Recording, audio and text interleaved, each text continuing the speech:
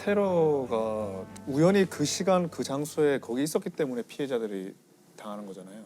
그러니까 뭐 원한이 있었던 것도 아니고 그냥 그 자리에 그 사람이 있었기 때문에 그냥 죽은 거예요. 그러니까 그걸 보는 사람들은 더 마음이 안 좋은 거. 나도 저기 있을 수 있었고 맞아요, 어떻게 보면 나 대신 지금 내가 저기 있었으면 나 대신 죽었을 수도 있다는 그런 마음이 조금 있어서 그거에 대한 굉장히 애도가 좀 큰 것 같아요. 그런 생각이 들었어요. 만약에 그런 일이 절대로 있으면 안 되겠죠. 만약에 우리 영공에 그런 일이 생기면 우리 항공기가 공중 납치를 당해서 어딘가로 향해 서울 온다면. 지역으로 오고 있다면 우리가 결정권자면 어떤 판단을 해야 할 것인가. 어렵죠. 베트남 하노이발 대한항공안입니다. 한 30대 남성이 서서 승무원들을 향해 욕설을 퍼붓습니다.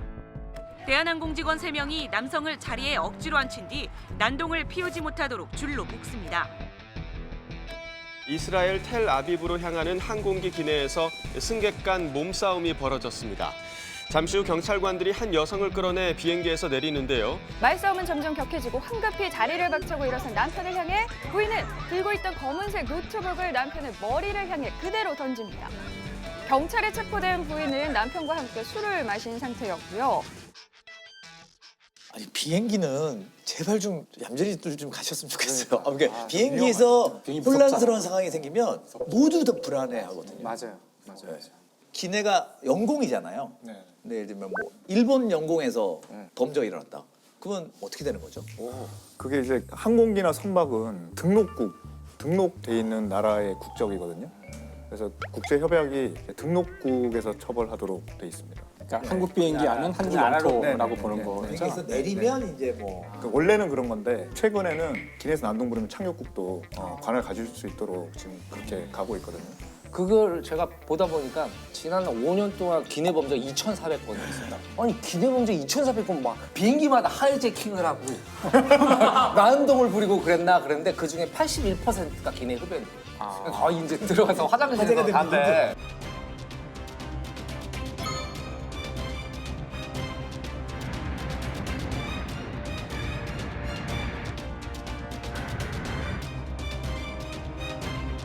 (70년대에) 거의 이제 절정이었다 그래요. 하이제킹이. 어느 정도였냐면 68년에서 82년 사이 14년 동안 684건의 하이제킹이 전 세계에서 벌어졌는데 그게 8일에 한 대꼴로 공중 납치. 되게 허술할 때 사실 8일에 한 대면은 일주일에 한 번꼴로 비행기가 공중 납치 당하던 시절이 있었던 거예요. 몰랐어요, 진짜. 음. 상상도 못해요. 그리고 우리가 하이제킹들은 대부분 외국의 일들이라고 생각하는데 한국도 하이제킹 사건들이 있었거든요. 정말요? 네, 그게 이제 하이제킹 사건이 69년도에 강릉에서 김포로 가던 비행기에 강릉 김포? 51명의 승객을 태우고 이제 이륙을 했는데 이륙하고 나서 얼마 안 있다가 이제 북한 공작원 기술을 북으로 돌리라고 그래가지고 이제 그 비행기가 그 칼기가 북한으로 갔죠. 그래서 함경도의 선덕 비행장에 내렸어요. 넘어갔어요? 네, 실제로. 35분 후 서울발 비행기는 엉뚱하게도 휴전선을 넘어 원산 선덕 비행장에 착륙했다. 와, 네. 그런 일이 있었어? 네, 실제로 내려서 그 중에 이제 그 기장과 부기장 그리고 승무원 2분 그리고 나머지 승객 7분은 아직까지도 못 들어갔어요. 나중에 이제 다른 승객들 일부만 한국에 이제 귀환이 되고 의뢰 여관에 한 사람씩 격리 수용당한 납북자들은 잔인하게 증기 고문을 가해 정신 이상자까지 냈으며 쉴 틈 없이 괴롭혔다고 폭로했습니다. 나머지 분들은 아직 못 들어오셔가지고 그 가족들은 그 아무 죄도 없는 분들. 그렇죠. 네. 지금 생사여부는 잘 모를 텐데. 알 수가 없죠. 그래가지고서 제가 46년인가 엄마, 나 경기. 안녕히세요. 왔어? 맞아, 엄마.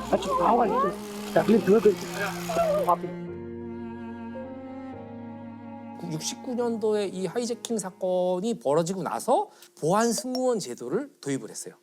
그게 뭐냐? 경찰관을 승무원복을 입히는 거예요. 무장한 경찰관. 네.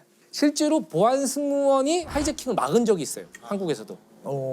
이게 이제 요 69년도 사건 이후에 한 13개월이 지나서 71년도 1월에 속초에서 김포로 가는 칼기에서 이제 벌어진 사건인데 당시 기장님의 회고한 내용을 봤더니 이륙한 지 한 20분 만에 1만 피트 상공에서 갑자기 커다란 폭음 소리가 들렸다. 바로 뒤에서. 네네. 조종실 문이 폭탄으로 부서지고 선체에 20에서 30cm 정도 되는 구멍이 난 거예요. 와. 그러니까 난리가 났을 거 아니에요. 막그 이산화탄소 떨어지고 막. 네, 난리가 나가지고 승객들 막 울부짖고 막 이렇게 하는데 기장이 깜짝 놀라가지고 조종사분들 뒤를 돌아봤더니 납치범이 한 손에 폭탄을 들고 북으로 기술 돌려라.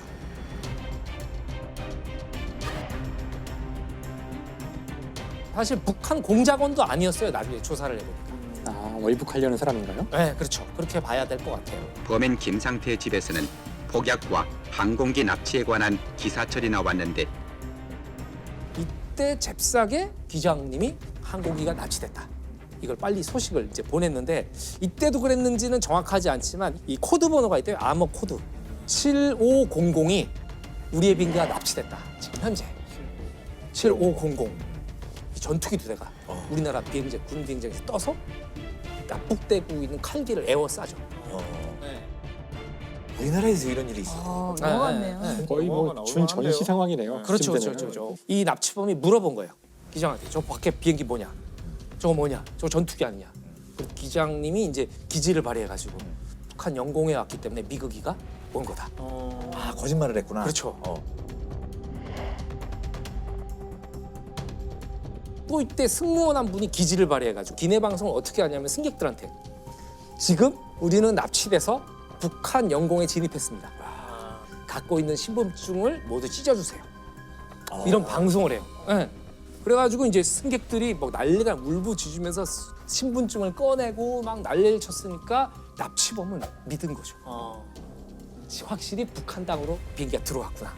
납치범이 다시 한번 창밖으로 이 비행기를 확인하려고 했을 거 아니에요. 네. 확인하는 순간에 보안용이 차고 있던 권총으로 머리를 향해서 사살합니다. 그래서 즉사하죠. 현장 즉사하는데 이제 문제가 여기서 끝난 게 아니에요.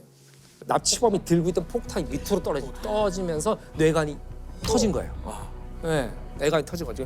비행기에서 2번의 폭탄이 터진다는 건 치명적이잖아요. 근데 이때 이 조종사분 중에 한 분이 그 전명세 씨라는 분이 그 순간에 이 폭탄을 덮은 거예요. 몸으로? 아, 몸으로. 몸으로 덮어서 최악의 상황을 면했죠. 돌아가신 거예요, 그분? 그렇죠. 이분 돌아가셨죠. 아이고. 네, 이분은 돌아가셨고.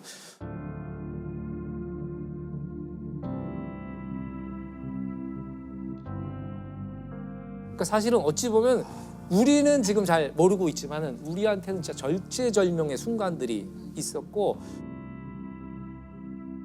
그 이후에도 이 보안 승무원 제도는 계속 유지가 됐죠. 지금도 있나요? 지금은 바뀌었대요.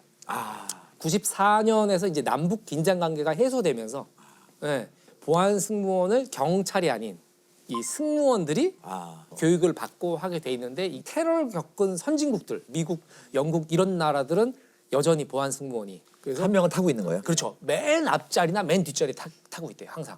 그렇게 위치를 알려줘도 되나요? 실수. 사실은 최악의 범죄라고 하면 아까 좀 전에 말씀하신 9.11. Another jet, Dylan. It's another jet, Dylan. Holy. Oh my God! Oh my God!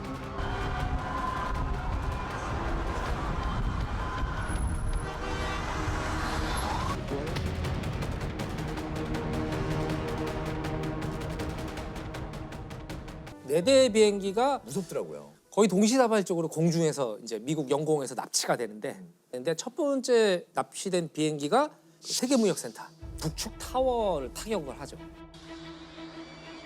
It was 8:46 in the morning. That's when this stopped even resembling a normal day.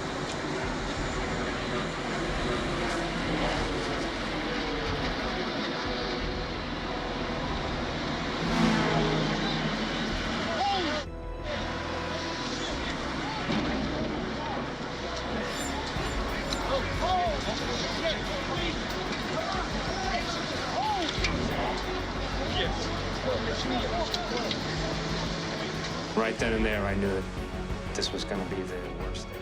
북측 타워를 타격을 해서 사람들이 놀라고 있고 이게 도대체 무슨 일이지 하고 있을 때 다시 남측 타워로 두 번째 비행기가 이제 충돌을 해서 이제 무너지게 되는데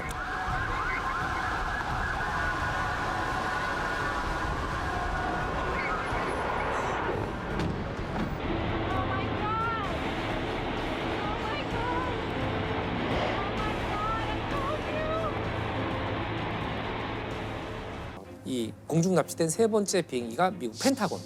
네, 펜타곤. 미국인들의 자존심 펜타곤을 타격하게 되고 그리고 네 번째 비행기가 펜실베니아 남쪽 산악 지역에 떨어져요. 네 번째 비행기 같은 경우는 워싱턴 DC 쪽으로 갔기 때문에 백악관 아니면은 의사당이 목표였다. 그런데 이제 승객들이 들고 일어난 거죠.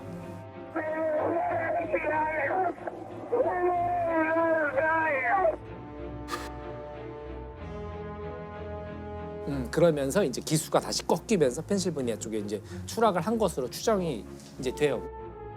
이 네 번째 비행기 유일하게 테러범들이 조종실을 장악하지 못한. 그 테러가 우연히 그 시간 그 장소에 거기 있었기 때문에 피해자들이 당하는 거잖아요. 그러니까 뭐 원한이 있었던 것도 아니고 그냥 그 자리에 그 사람이 있었기 때문에 그냥 죽은 거예요. 그러니까 그걸 보는 사람들은 더 마음이 안 좋은 거. 나도 저기 있을 수 있었고 어떻게 보면 나 대신 지금 내가 저기 있었으면 나 대신 죽었을 수도 있다는 그런 마음이 조금 있어서 그거에 대한 굉장히 애도가 좀 큰 것 같아요.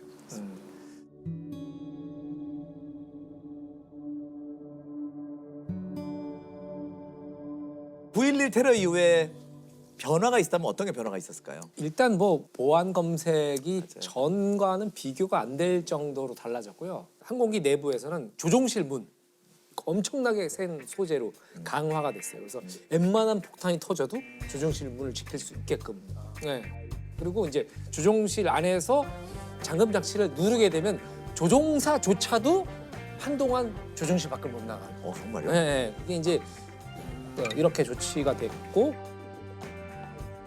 그리고 이제 조종실 밖 복도에 CCTV가 설치가 됐대요. 그래서 똑똑똑 노크하는 게 누군지 모르잖아요. 만약에 승무원을 위협하고 똑똑똑 노크를 했다 그러면 안에서 누군지 알 방법이 없었거든요. 이제는 CCTV가 달려 있고 그리고 그 전에는 가위나 문구용 칼을 갖고 탈 수가 있었대요.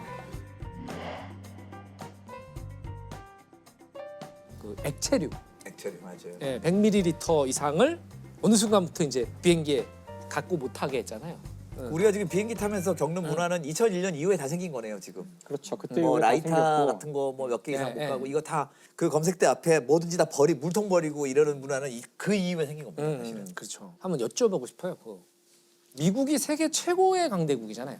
아이러니컬하게도 미국이 공격받을 거라는 생각을 못 해본 거예요. 본토가. 이 미국의 방공망 자체가 저게 초일 강대국이 맞나?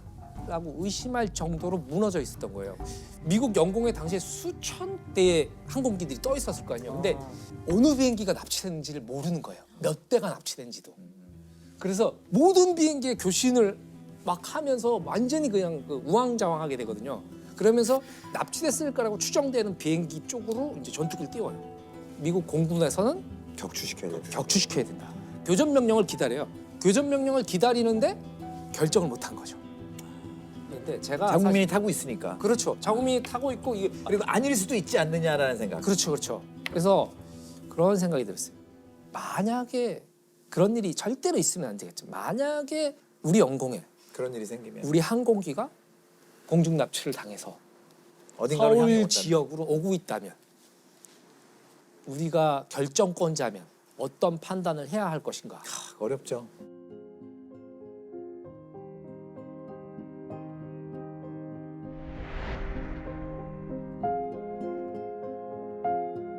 네.